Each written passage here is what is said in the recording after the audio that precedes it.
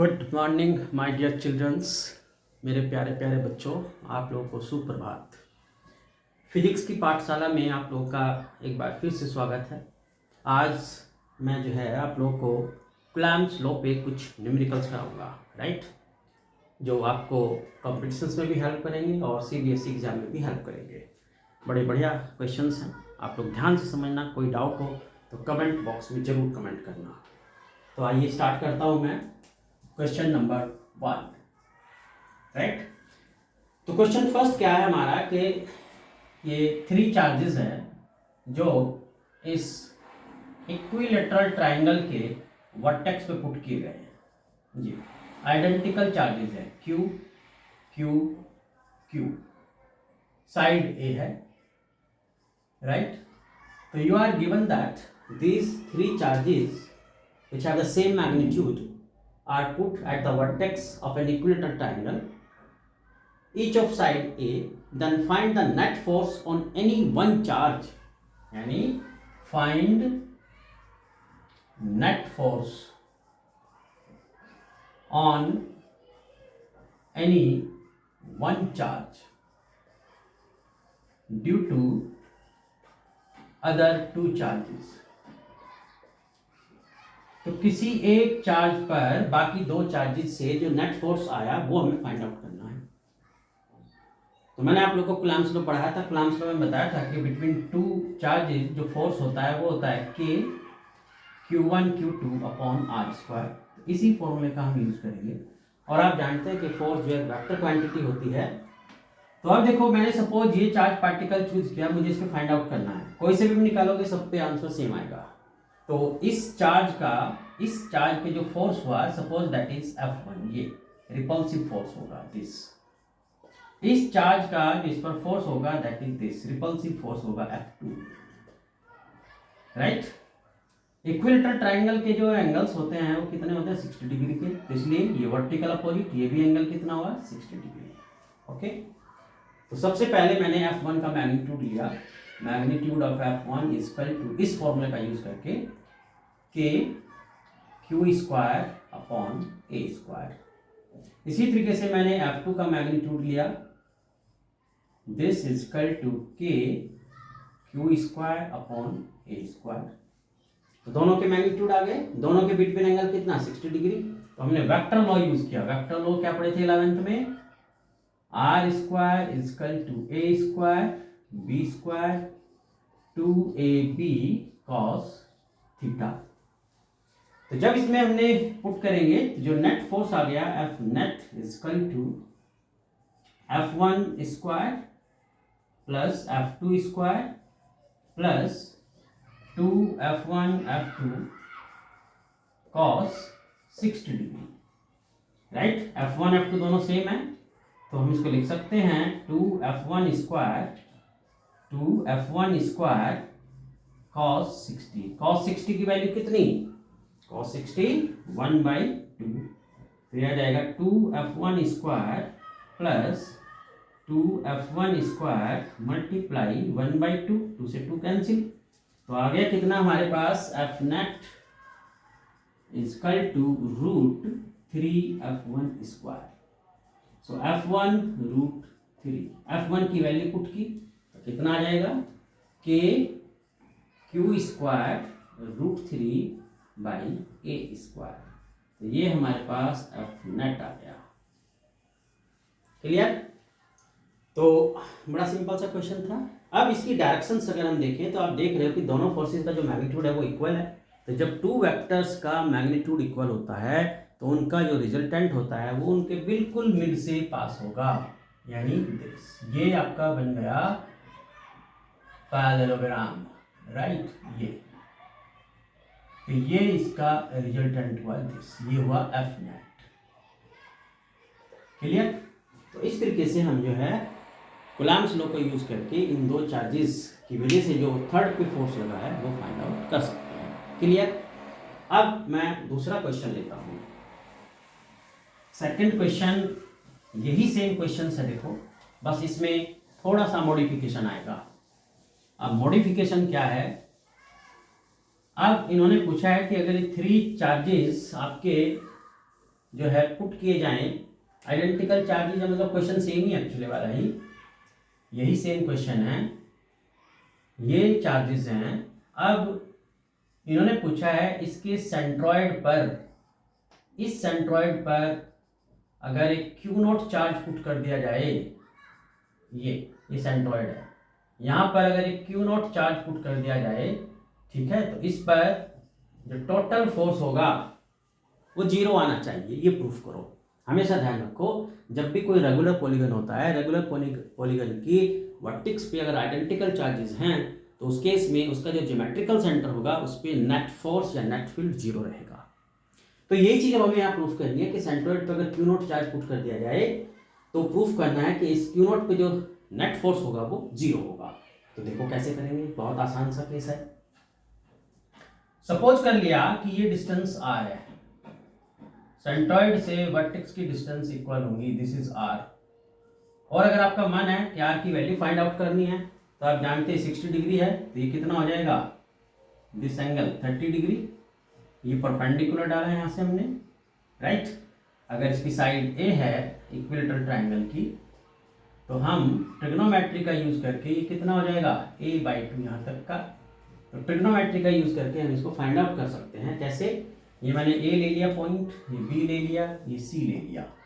तो in triangle, वैसे यहाँ जरूरत नहीं पड़ेगी इसकी, लेकिन मैं निकाल के दिखा देता हूँ। इन ट्राइंगल AG, इसको मैंने P ले लिया, AGP में 30 डिग्री, ये बेस, ये हाइपोटेन्यूज। तो बेस अपॉन हाइपोटेन्यूज किस में आता है, बेस अपॉन हाइपोटेन्यूज आता है हमारा कॉस में, तो कॉस 30। तो कितना आ जाएगा, a/2r, कॉस 30 की वैल्यू √3/2, 2 से 2 कैंसिल, सो r की जो वैल्यू आ गई वो आ गई a/√3। वैसे इसकी कहीं मेरे को नीड नहीं पड़ेगी क्योंकि डायरेक्ट हमें आंसर प्रूफ करना है 0।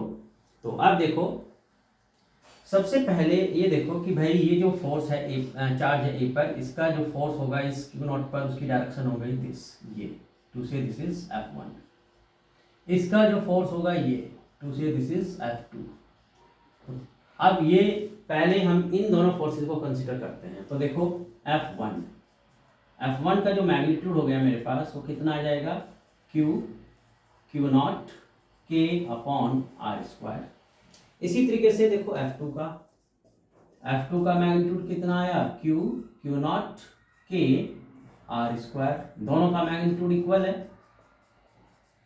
तो फिर से हमने अपना वेक्टर लॉ यूज किया, तो इन दोनों का जो नेट हो गया F' वो कितना हो जाएगा, F1², F2²। अब यहाँ देखना है कि F1 और F2 के बिटवीन एंगल कितना है।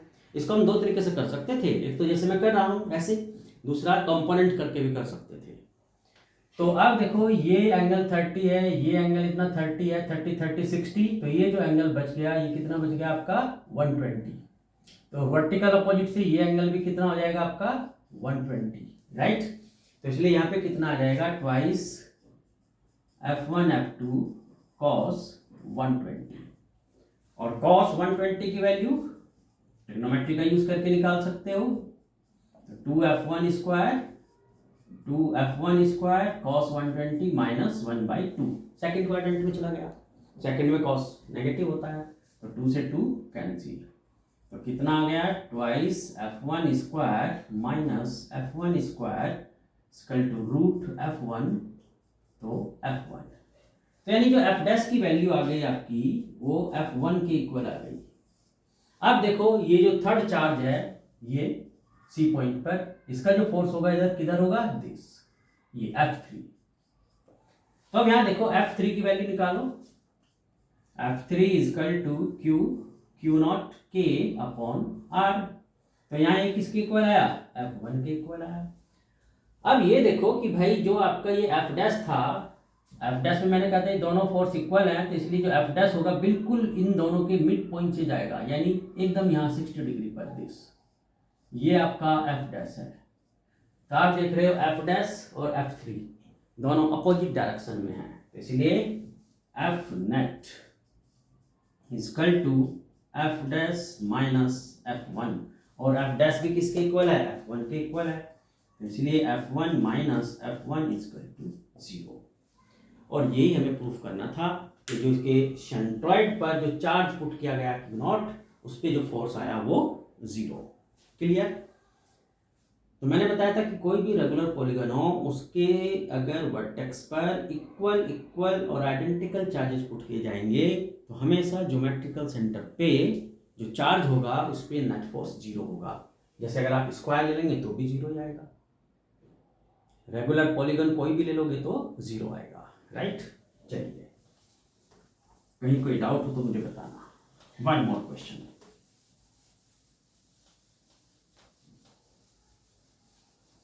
अब क्वेश्चन ये है, थोड़ा सा अलग सा क्वेश्चन देता हूं। क्वेश्चन ये है कि एक सर्कल है जिसकी रेडियस r है। इस r रेडियस के सर्कल पर एक चार्ज पार्टिकल q मूव कर रहा है, मास m है इस चार्ज पार्टिकल का, और जो सेंटर पे चार्ज है वो कैपिटल Q है। ये जो चार्ज पार्टिकल है m मास का, ये इस स्पीड v से मूव कर रहा है।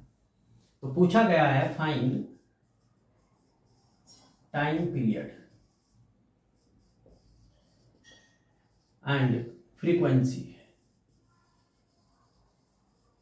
Of Q moving on circular path. इस सर्कुलर पाथ पर जो मूव कर रहा है इसकी फ्रीक्वेंसी फाइंड करनी है। तो आप देखो, यहाँ पर मैंने आप लोग को बताया था कि अगर कोई भी चार्ज पार्टिकल है या कोई भी बॉडी है, जरूरी नहीं चार्ज पार्टिकल ही हो, वो अगर किसी सर्कुलर पाथ पे मूव करता है तो हमेशा एक सेंट्रीपिटल फोर्स की ज़रूरत होती है, और सेंट्रीपिटल फोर्स हमेशा दूसरे फोर्स से ही प्रोड्यूस होता है। शूडो फोर्स की तरह है, ये खुद का बिना एग्जिस्टेंस नहीं है। और यहाँ पर जो सेंट्रीपिटल फोर्स को कॉज करेगा वो कौन होगा? Electrostatic force between these two charges. तो इसीलिए जो सेंट्रीपिटल फोर्स होता है वो क्या होता है? mv² upon r। m क्या है? Mass of this moving particle. तो ये कहाँ से आएगा? Electrostatic force between two charge particles. Right? और ये क्या होगा? kq upon r²। एक r से एक r cancel. So mv² is equal to kqq upon r. Equation 1. But you know that v is equal to होता है 2 पाई r, एक पूरे सर्कमफ्रेंस में जो डिस्टेंस ट्रेवल की गई, अपॉन टाइम। जो टाइम होता है पूरे एक रिवॉल्यूशन का, that is the time period जो हमें फाइंड करना है। तो कितना आ जाएगा यहाँ पे जब ये वैल्यू पुट करोगे? पुट इन इक्वेशन 1 में पुट करोगे तो ये आ जाएगा 2 pi r by T square equal to k q q on r। So m for pi r square on T square equal to k q q upon r। Cross multiply की, cross multiply करेंगे तो कितना आ जाएगा? 4 pi square, right, r to the power 3, okay, upon M q q। So t equal to कितना आ गया हमारे पास? 4 pi square r cube upon M q q।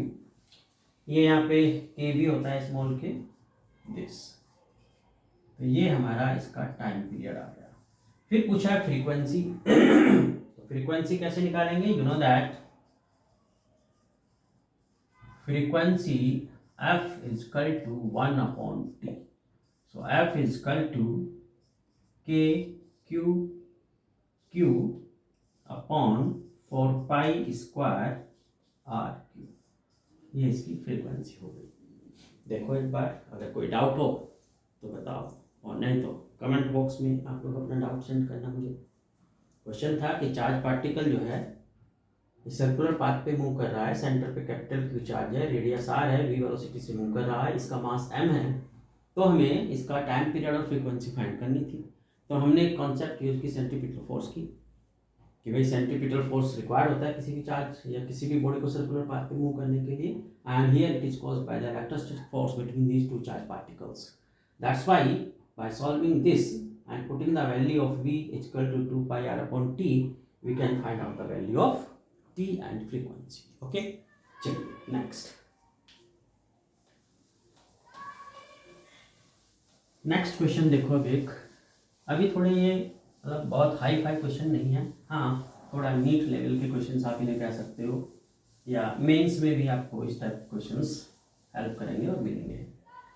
अब क्वेश्चन ये है कि ये एक्स एक्सिस है, इस पर यहाँ x इक्वल टू 0 पर क्यू नॉट चार्ज पुट किया गया, x इक्वल टू 2 पर q चार्ज है, x इक्वल टू 4 पर q चार्ज है, x इक्वल टू 8 पर q चार्ज है, and dot dot dot dot up to infinity.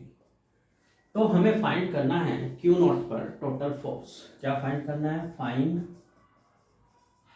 Net force on q not.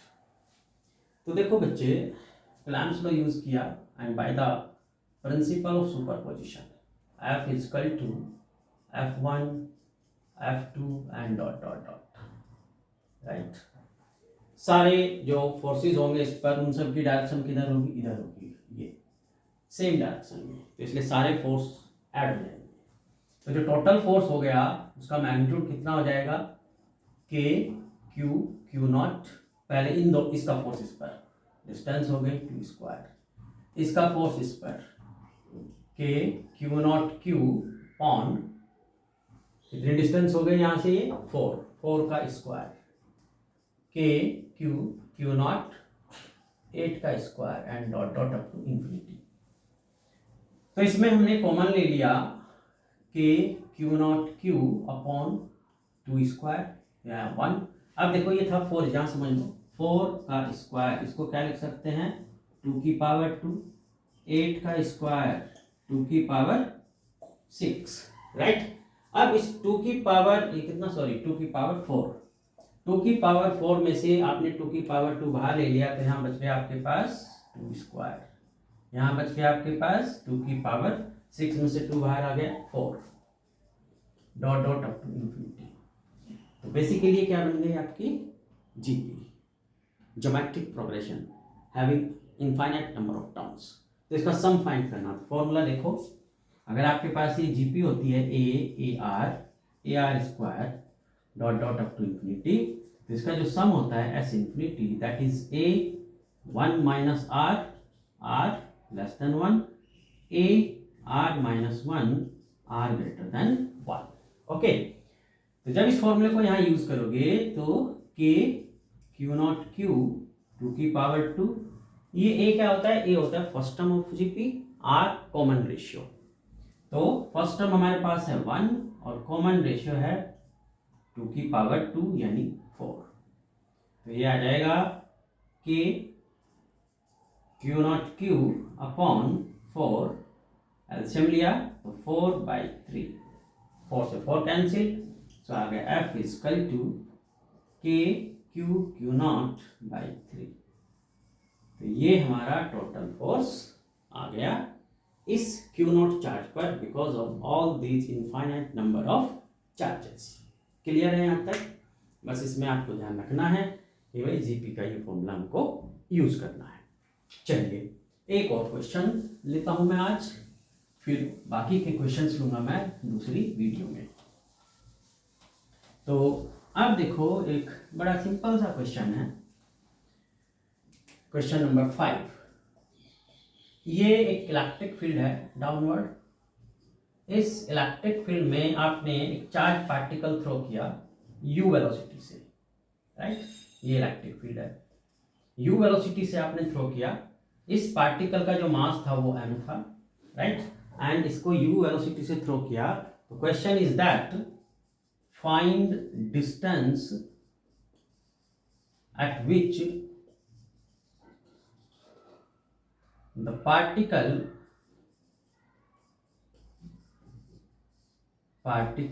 come to rest. जहाँ जाकर ये rest में आ जाए, वो हमें। अब चूंकि देखो ये इलेक्ट्रोस्टैटिक फील्ड में आपने थ्रो किया है u वेलोसिटी से, सपोज किया यहाँ जाकर इसकी ये रेस्ट में आ गया, इसकी फाइनल वेलोसिटी कितनी हो जाएगी 0, ये डिस्टेंस हो गई सपोज s। तो यहाँ थर्ड इक्वेशन का यूज करेंगे, v square is equal to u square minus 2as। ध्यान रहे वर्टिकली थ्रो कर रहे हैं तो यहाँ पर g नहीं लोगे, यहाँ पर क्या है आपका इलेक्ट्रोस्टैटिक फोर्स है, जो g है यहाँ पर वो नेग्लिजिबल है एक तरीके से। तो इसीलिए आपका जो a निकालोगे, आप जानते हो F is equal to ma, F is equal to क्या पढ़े थे ma, और F क्या है यहाँ पर QE is equal to ma। So a आ जाएगा आपके पास QE अपॉन m, राइट। तो जब ये वैल्यू यहाँ पुट करोगे 0, फाइनल वेलोसिटी कितना है आपके पास 0, इनिशियल वेलोसिटी u, तो ये आ जाएगा u square minus 2QE upon m into s। तो मैंने सीधी सी बात बताई कि पहले हमने एक्सेलरेशन निकाल लिया f इक्वल टू ma से, उसके बाद हमने जो है अपनी थर्ड इक्वेशन यूज की मोशन की, v फाइनल वेलोसिटी 0 है, तो ये आ जाएगा u square equal to 2QE upon m into s। So s equal to u square m upon 2QE। तो ये वो डिस्टेंस आ गई जहां पर जाकर ये पार्टिकल रुक जाएगा, इसकी वेलोसिटी 0 हो जाएगी। क्लियर है? तो आज मैं यहाँ तक रखता हूँ ये, नेक्स्ट वीडियो में मैं कुछ और अच्छे लेवल के न्यूमेरिकल लेकर आऊँगा आप लोगों के लिए, ठीक है। तब तक आप लोग इनकी एक बार प्रैक्टिस करो, इसमें कहीं कोई डाउट हो तो कमेंट बॉक्स में अपना कमेंट करना, मैं ज़रूर उसका सॉल्यूशन भेजूँगा, ठीक है। तो आज यहीं तक, ओके, बाय बाय।